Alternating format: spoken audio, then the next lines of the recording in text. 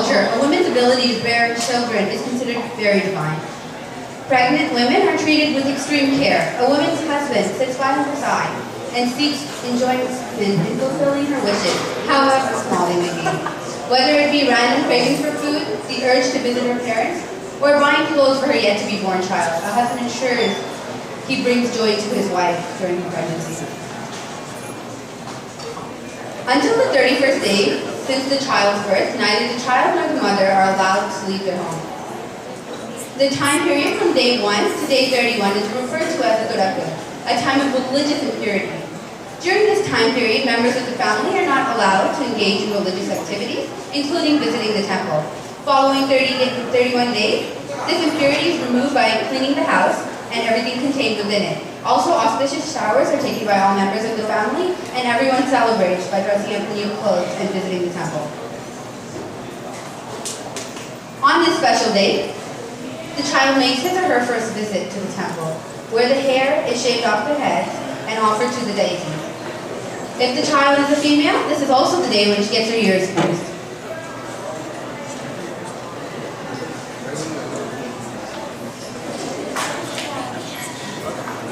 A year later, this is also known as the teasing ceremony, which we call Halakolgate.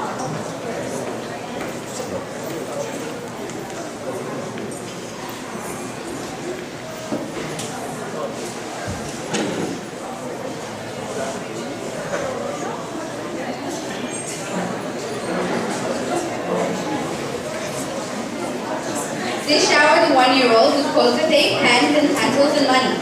The child is unaware of where all these gifts came from and stands through. She's going to pick up the pencil, says the mom. She's going to become an intelligent woman. No, she'll take the kolgate, whispers her uncle, as the audience eagerly watches as the child stretches his arm or her arm, reaching for the $20 bill. Oh, she chose the money over everything else. She's going to grow to be very wealthy, says the father with a large grin on his face. Kolgate is considered as a sweet that plays a special role in a child's life when they start developing teeth. During this time, a child tends to nibble on anything they can get their hands on. Tamils believe that it is important to expose the child to food, specifically kolgate, which is a soft and easy-to-eat food item, in order for the child to start to understand what they should put in their mouth and what they shouldn't. During this time of this special occasion, the child is showered, like said before, and it is desired that the child picks up the kolgate and starts nibbling on it.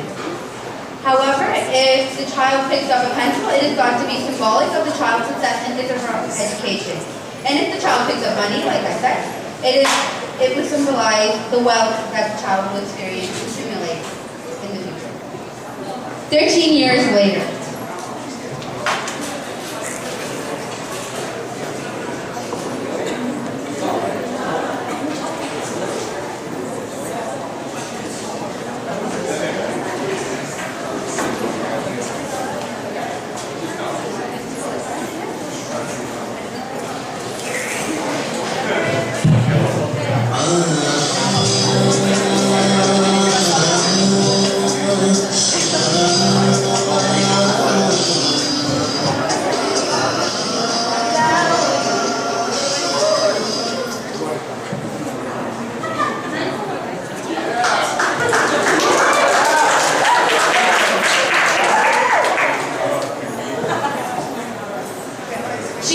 She grows, gets older, reaching the age of 13, something very unusual, something she's never encountered in her life after her that day.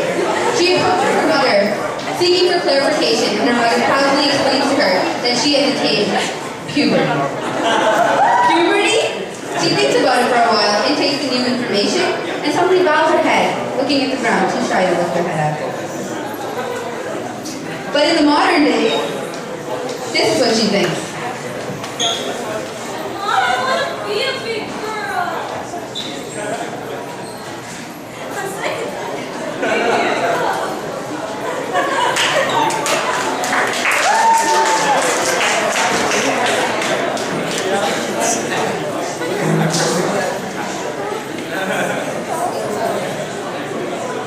Okay, so 10 years after that, so she just attained puberty. 10 years after that is the marriage marriage proposal.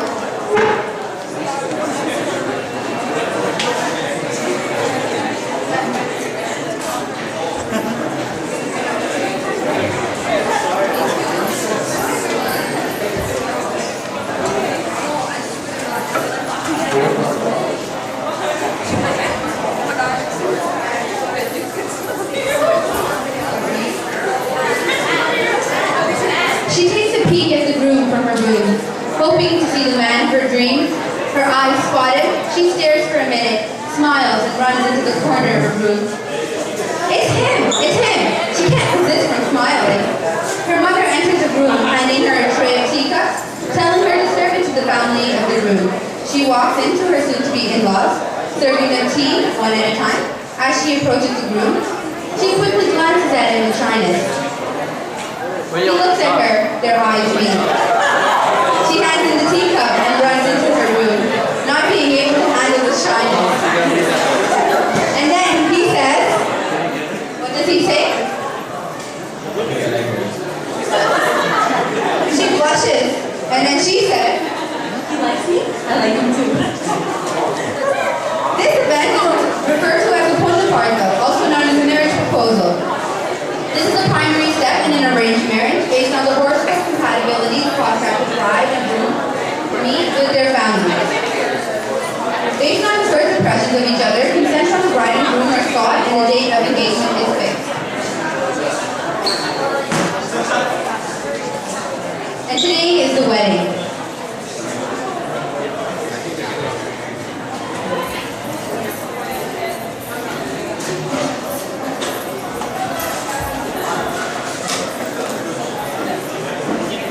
On the morning of the wedding day, the bride and groom take auspicious baths. The male dresses in a burqi and proceeds to the wedding hall. Wearing a flower garland around his neck, the bride dresses in a pura sari, also known as a very grand sari, and accessorized in shower jewelry, and proceeds to the wedding hall wearing also a flower garland around her neck. A number of rituals are carried out at this altar.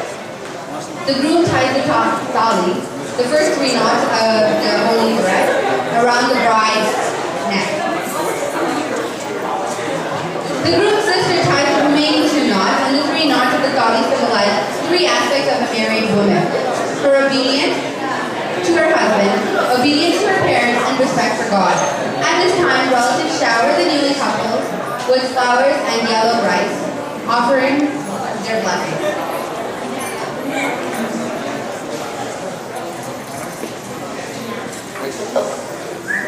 And right now, the relatives will celebrate with a happy dance.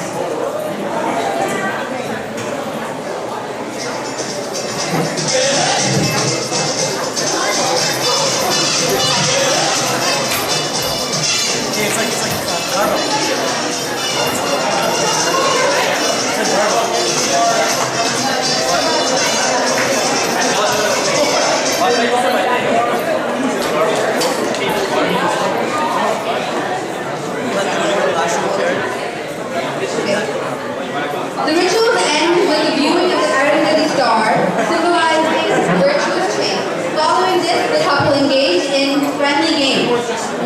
One such example is placing of a ring in a pot of water and having the bride and groom both fight for the ring within the pot. Who wins with the ring is who symbolizes who runs the family. So now the wedding's done. What comes next? Obviously, what comes next? Does anybody know? It's time for the first night. First what? The first night. The family of the bride and groom decorate the newlywed couple's bedroom with flowers and encouraging a joyful Christmas. A bowl of fruit is kept in the bedroom for the couple to share overnight. While the husband eagerly waits in the bedroom, the